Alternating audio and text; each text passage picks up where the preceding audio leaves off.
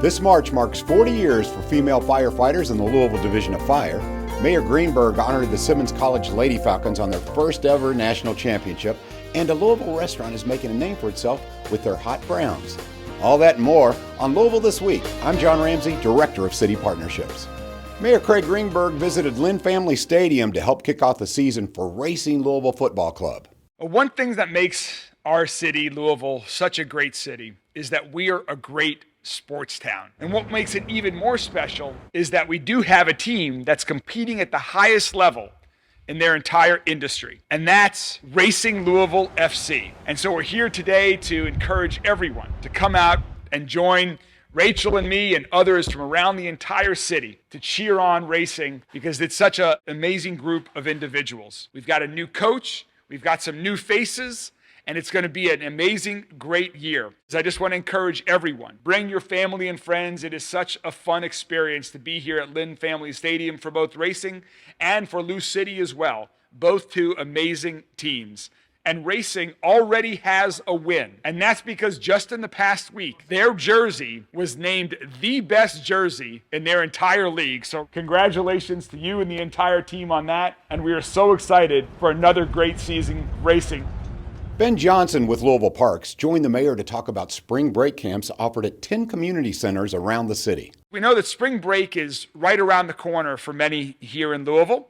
And today we want to talk about some options for parents and other caregivers who are looking for something fun and some enriching activities for their kids. Louisville Parks and Recreation and our 14 community centers are excited to have your kids. We have all kinds of activities. Some of them are going to be specifically art-based. Some of them are going to be sports. Most of them have rotations, so your kids can get a wide variety of activities within that 1 week. Find us on www.bestparksever.com. You can call the office at 574-7275. $25 flat fee. That is simply a registration fee. You can't beat that. By now, most people know that the Louisville Orchestra won a Grammy this year, but so did Antonio Jans Gardner, a music instructor at Amped Music Academy in West Louisville. Antonio won a Grammy this year for Best Contemporary Christian Music Performance. He wrote the main chorus and background vocals for a choir in the song. This is such an incredible accomplishment. But what's even more telling about Antonio is that even a Grammy is not distracting him from the important, impactful work he's doing for Louisville kids. Antonio is a music producer. He instructs in music at Amped Music Academy in West Louisville. AMP works to empower youths and to work as a team, to express themselves and develop into healthy, intelligent, productive members of our community, and they do this through music. Thank you for your continued contributions and for bringing such great positive attention to our city. Congratulations, keep up the great work. The work I do with AMP is very important because I feel for kids growing up, having somewhere to go where they can learn how to play an instrument, whether that be piano or drums or guitar for free. That's something I didn't have growing up. And so I'm very appreciative of my mom who showed up with me today, who brought me a Casio keyboard when I was young, because that's very important, for kids. So a lot of kids don't have the opportunity. So a place like AMP is great.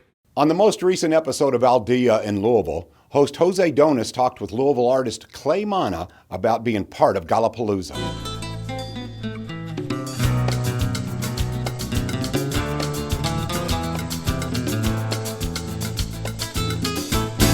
Hello, welcome again to our segment Aldea in Louisville. Today we're going to talk about Gallapalooza, the project that is happening in Louisville this year on the 150th anniversary of the Kentucky Derby. Gallapalooza is a project that, by using horses or statues decorated by local artists, Bright Side Foundation tries to collect funds to the betterment of the city. And today we have with us artist Clay Mata, who is a very known artist in Louisville. And one of the icons I know about Clay is that whenever you see a Frida Kahlo face without the eyes, that's her icon, or that's the way I remember her all the time. So Clay, welcome, and thank you for the invitation. How are you? I'm doing good, Jose, and thank you for inviting me and having me here. Tell us a little bit about you. We want to know who are you, where are you coming from? My name is Clay. I was born in Chicago, but I moved to Kentucky when I was 6. My parents worked at the horses at the racetrack, so I've always grew up as a racetrack kid.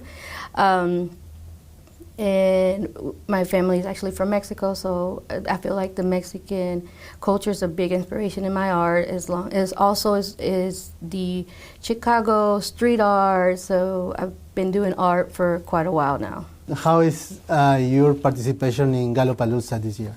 I'm actually going to be doing 3 horses. I'm honored because I got 3 different sponsors, which I'm really thankful to: Capital Access, Corporation Kentucky, Louisville, Downtown Marriott, and with Sherwin-Williams Paint. So all the 3 horses are completely different horses, because I do a lot of mixed media in different designs. So I'm excited because now I feel like all the horses that have different styles, completely different styles. When can people see your horses? I know they're going to be doing the open to the public March 22nd and 23rd, I believe, and then March 21st is going to be the unveil. It's like a VIP, which you can purchase tickets for. You mentioned a little bit about your life in the backside. Tell us how was that and how that inspired your art. When I was younger, my parents used to walk horses, groom horses. And I grew up with it all my life. So back then, it's not like now where, oh, here's a phone to a kid or a tablet, go sit down and play. They used to make me sit down in the office and like, please don't move, because, they didn't want me to get hit or kicked by a horse or something. So I would just sit there bored watching the TV that was just horse racing, honestly.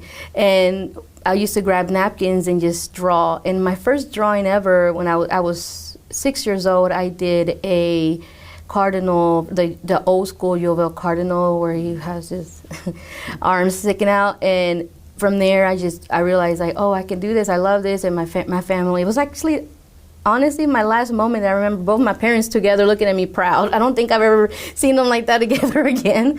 So from there, I just always when I want to really stress or anything, if I go for a coffee with friends, dinner, if I'm waiting and there's a pen and there's a napkin, I still do it. But your art, the background maybe it's not the happiest, but your art is always very happy, very bright. Exactly. I'm one of those, and people say that too, because I'm one of those people that I feel like I don't want to be reminded that I'm not happy. I want to be happy, so I paint happiness, I use bright colors to make people happy.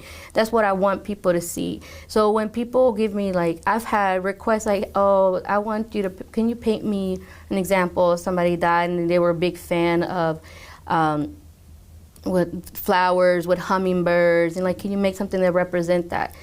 And they like, it made me cry because it made me, remember my father, but it also made me so happy because it's a happy painting, and thank you for that. So that's what inspires me to always make those, even if it's a bad moment, you want to always look at the bright side.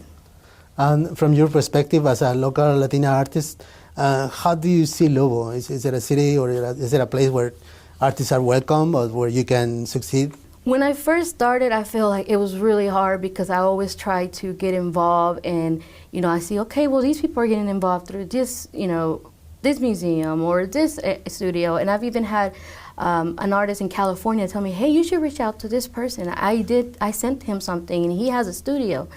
And they looked at my work, oh, great colors, bright and everything. You should reach out to this Latin representative who's doing a Latin exhibit. And I was like, okay, I wasn't going for that, but so I always felt like they always try to label me with the Latin artist, which is great because I'm a proud Latin artist, but I also wanted to be involved with everybody else, So now I feel like, now that I've had the opportunity to do a lot of things and show more of my art, in being able to do things for like even Churchill Downs, I did one of their nights where they did the Nights After Dark, all of that. So when I've done those kind of events, I meet more people and I open more opportunities. I try to make sure if I can help any other artist that goes through that, and it could be even a color artist, like a color person, they told me the same thing. I will try to push them, hey, let's try this. Anything I see for call for artists, here you go. Like maybe one of us gets selected, maybe all of us will get selected. So. Besides the horses that people can see next week, Where else can we see your art in Louisville? I have a couple of murals right now. The latest one I did was for La Guanajuato Fort, which is on National Turnpike in the Fairdale area. I know in the San Mateo area, there's one outside also. It's just wings in front of Taco Chosa. Taco Chosa, that's in San Matthews area. Okay. I did a bourbon with hard barrel. I can't remember where that's located right now, but there is. Then I'm going to have these 3 horses. There will be located out there. So. Thank you, Clay. And again, the Gallopalooza project is open to the public beginning next week at Churchill Downs, and all you need is to go there with a Pegasus pin from the Derby, and from 10 a.m. to 4 p.m. Thank you again, and see you next time. This Women's History Month, we celebrated 40 years of female firefighters in the Louisville Division of Fire. Today we're going to be talking about some of the aspects of women's history on the fire department, specifically as suppression members. Suppression members we're the firefighters that go in and put out fire. Women have been involved in the Louisville Fire Department for decades, but it was only 40 years ago that women were allowed to fight fire.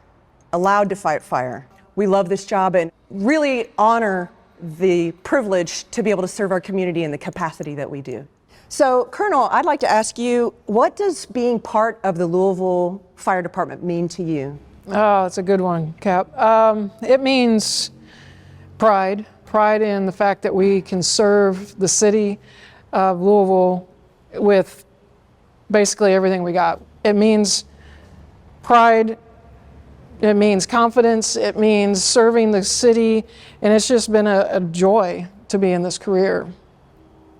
Well so said. There you go. Captain Webb, what's like one of the most amazing aspects for you working for Louisville Fire Department?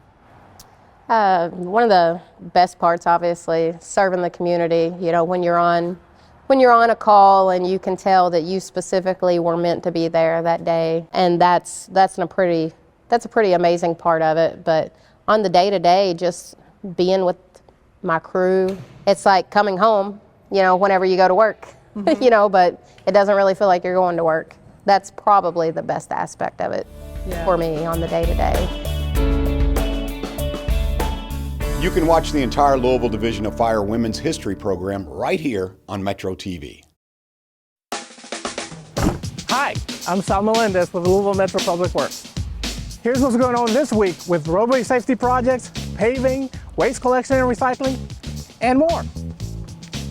These are the Louisville Metro Public Works paving projects scheduled for next week. Safety improvements are being made on these roadways.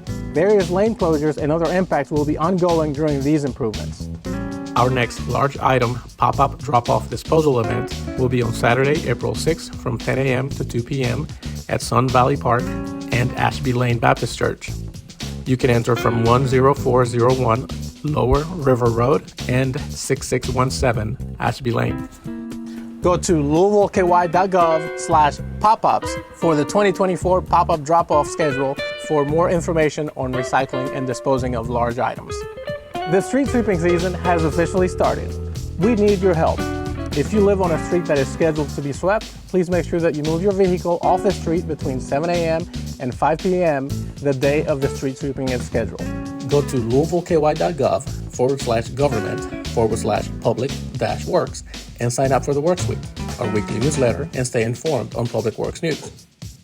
This week, we show you what happens to your Goodwill donations, and you can take our survey on litter in Louisville.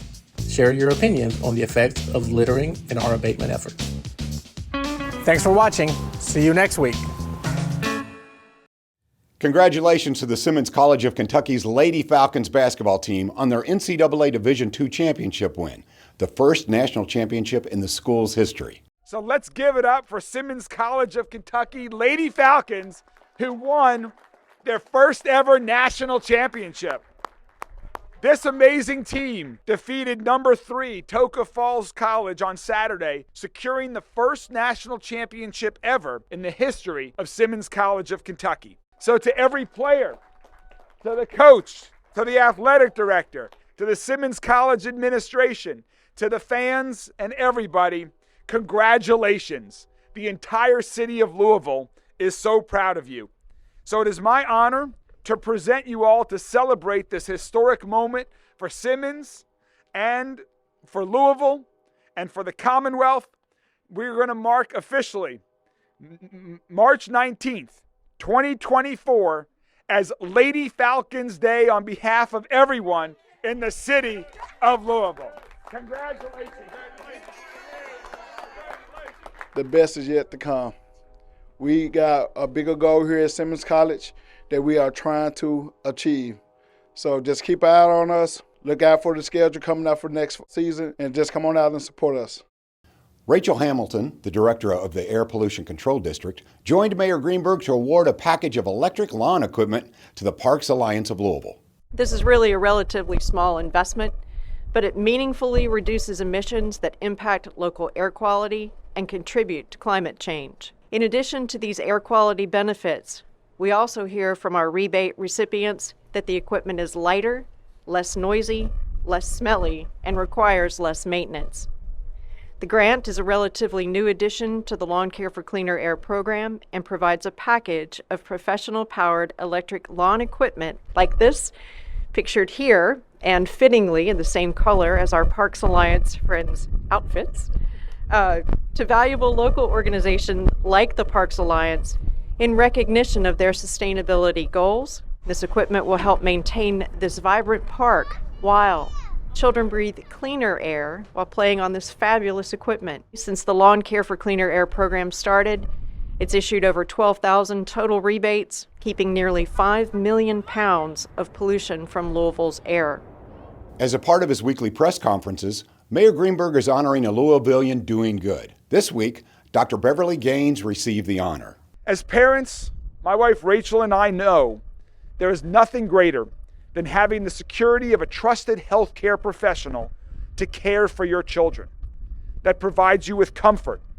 And you have provided that comfort to so many families across our entire city. So today, it is my honor to present you with a Distinguished Citizen Proclamation on behalf of the citizens of Louisville to thank you for your service, to thank you for making our city a healthier city and helping so many kids throughout our entire city. You have made a lasting impact on them and so many others. Congratulations, Dr. Gaines. I hope there will be children, I hope there will be families who I have loved over the years, nurtured, encouraged for academic success. It's been a joy, and it's been my pleasure to be a pediatrician in this city. And I love the Louisville community. I wasn't an original Louisvillian, but I consider myself one now. Louisville original Gorilla Bob's is getting well known and winning awards with their hot browns. We travel a lot. My wife and I travel a lot. I build custom cars. That's my hobby. We go city to city, but we go mainly big cities. So we go to Philadelphia, we eat a cheesesteak. We go to Miami, we eat a Cuban. The hot brown come because in Louisville, when you get a hot brown, you go to fancy restaurants mostly. I wanted blue collar people to be able to eat a hot brown as soon as they get off work. They come in here with their muddy shoes on, get a hot brown, take it home and eat it. Well, this is supposed to be award-winning hot brown. Oh, it's not a Coke brown? The hot brown competition came back because we were contacted by Friends of Waterfront, and I'm not going to lie to you, it was peer pressure. It was the only reason why I entered it. So the first year we lost to Wild Eggs. We all lost to Wild Eggs. The Brown, the Bristol, myself, 8 Up, a lot of really nice restaurants, and me. We all lost to them. And then last year, I took them all by surprise and come back and beat all of them. I think the hot brown's special because of the sauce. We won't get into too many details, but it's always small batch. We make it 3 or 4 times a day, and it's the gravy, baby. That's all it is. That's all I can tell you. Don't go eat one and think you hate them. Try it again, because you'll be very surprised. We're all a little bit different, and apparently mine's the best. I don't say that. That's just what the public says, but I'm going to agree with them. Hi, I'm Mick Sullivan from the Fraser History Museum, where the world meets Kentucky.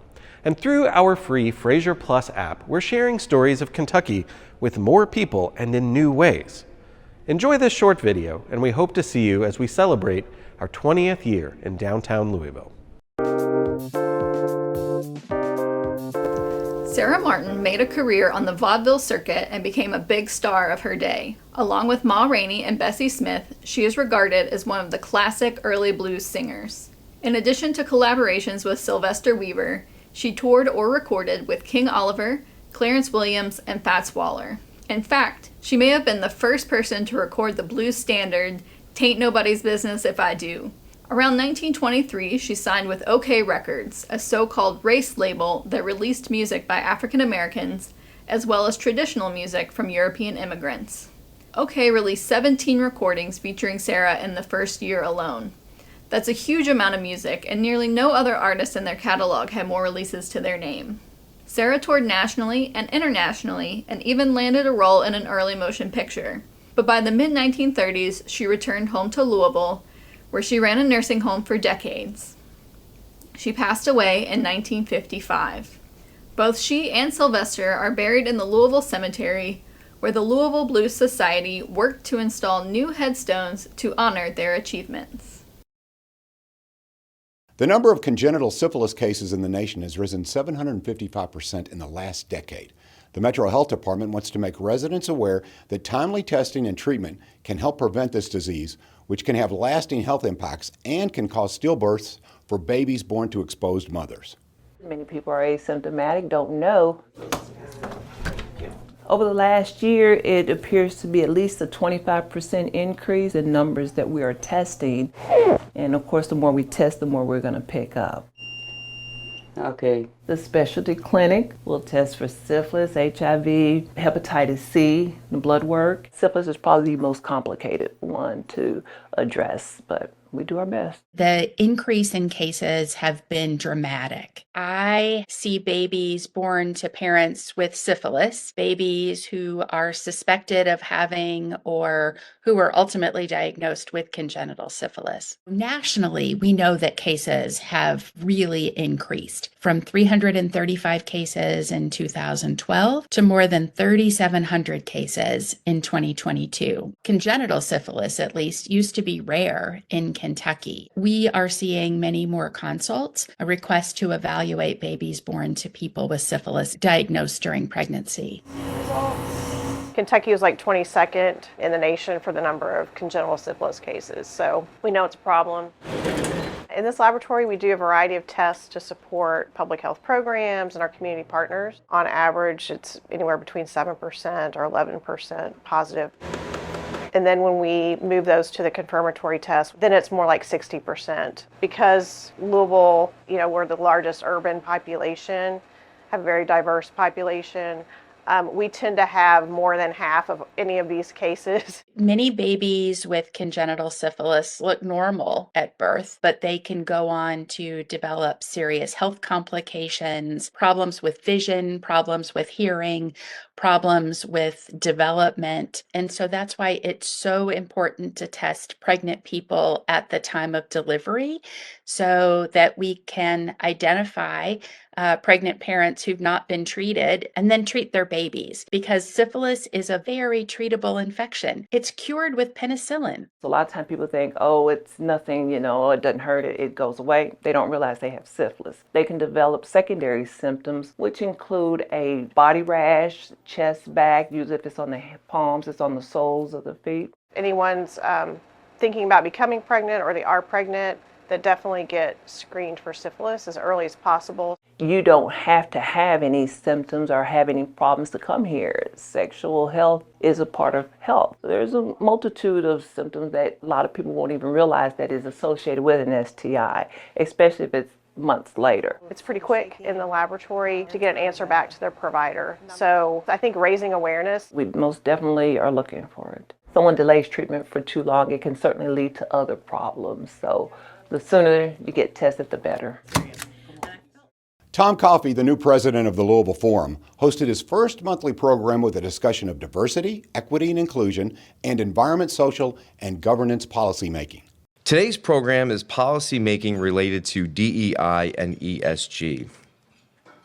A CNN story ran Monday that reported since 2023, 81 anti-diversity, equity, and inclusion bills that target programs at colleges have been introduced in 28 states and in Congress. And this was a tally that they compiled from the compiled by the Chronicle of Higher Education. 8 have been signed into law. There are at least 2 such bills in the Kentucky legislature this session. ESG, the Environmental, Social, and Governance, it's an acronym that I actually was unfamiliar with before today's program. According to a Thomson Reuters story published yesterday, 165 pieces of legislation proposing the restriction of the use of ESG considerations in investments were issued in 2023 in 37 states. So consistent with the Louisville Forum mission, a topic that is both contemporary and controversial, luckily we have 2 dynamic speakers here today to talk about this and other issues on the periphery of DEI and ESG. You can watch the Louisville Forum on Metro TV each Wednesday night at 7 o'clock. Mayor Greenberg was on hand for the grand opening of Goodwill's largest opportunity center to date. This is a place, ladies and gentlemen, where lives will be changed, where communities will be improved. This, ladies and gentlemen, is the Goodwill West Louisville Opportunity Center. 1, 2, 3. We at Goodwill have committed ourselves to a goal of reducing the number of Kentuckians who live in poverty. This Opportunity Center is about changing it up. And the reason why is because we have seen that for thousands of Kentuckians who live in poverty, something better is possible. We know when we get someone that good job, it just doesn't better their situation. It betters their kids' situation and their kids' situation. What we're doing here, what Goodwill is doing, is making intra-generational change. Change that will reverberate not just now, but through the decades. This is truly a transformational project. A transformational project for the people who are going to be served by all of the Goodwill services that are provided here and their partners. It's transformational for West Louisville, and it's transformational for our entire city. The mayor announced his My Louisville Home program, a housing strategy outlining significant investment and policy actions to spur affordable housing development across the city. The heart of the My Louisville Home Plan is the same as we released in October. It's an ambitious, first-of-its-kind strategy to create and preserve 15,000 units of affordable housing all across our city. As part of that, we're working to make our Affordable Housing Trust Fund a permanent revolving loan fund. We're working with the state legislature and Metro Council on necessary updates to state laws and local zoning ordinances. Following 2 years of research and community conversations, the Office of Planning released new draft regulations that would allow small-scale multifamily housing, commonly known as middle housing, to be constructed on properties that are currently zoned for single-family homes. Because everyone in Louisville needs a place to live. So we've got to take every day, we have to make progress, and together, by building more affordable housing across our entire city, we will make Louisville a safer, stronger, and healthier community. Mornings with Moms is a community group of women supporting students by welcoming them to school and offering cheers with lots of enthusiasm. We are at Lure Elementary for our 5th Mornings with Moms. It's a spin-off to Flash Dads, where the community comes in and greets our students as they arrive to school, just spreading joy and love and cheer. As you can see, we have several volunteers from JCPS, from the community, from Humana, you name it. So they come out on their own just to pump up and encourage our kids. Some of them are so excited and some of them are like, oh, they're hiding their faces. But usually by the time they get to the end of the line, they're excited. Good morning. I hope they go home and say, Mom, there was a bunch of people at my school today cheering for us. So I hope they go home and share the good news.